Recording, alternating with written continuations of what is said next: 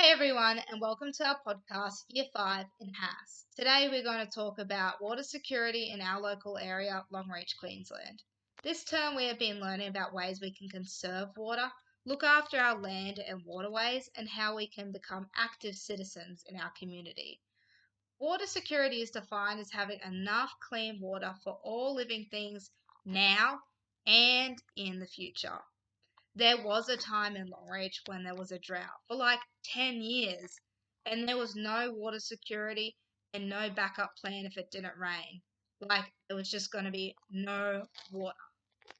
We recognised that water security was affecting Longreach by increasing amounts of water being used and lower rainfall, as well as climate change, drought, and the dry and arid land of the community. We look towards our local First Nations people, the Inangai people. We research ways and methods that they use water security.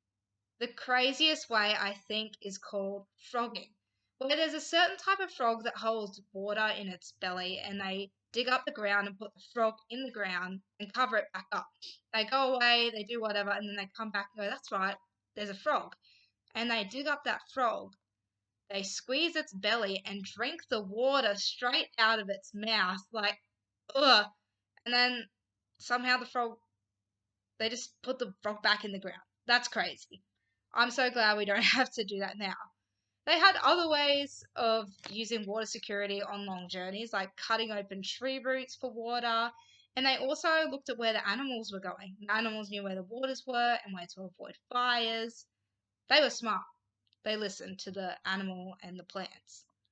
They also protected the land by doing bush burning to make sure there wouldn't be bushfires and that there'd be new plant life for when they come back around.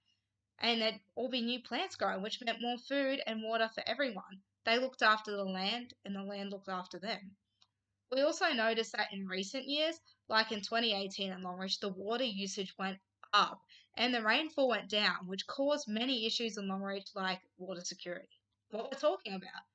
We also saw that the water restrictions that people had to live with during the drought was so restrictive.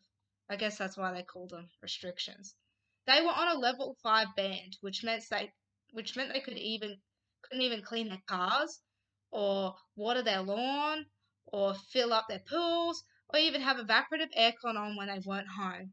At this time if all the water had run out of the Thompson River, they would have had to cart water in, which wouldn't have been enough water for everyone, or the cattle, or all the farmers, or the people in the community, and it also would cost a lot of money.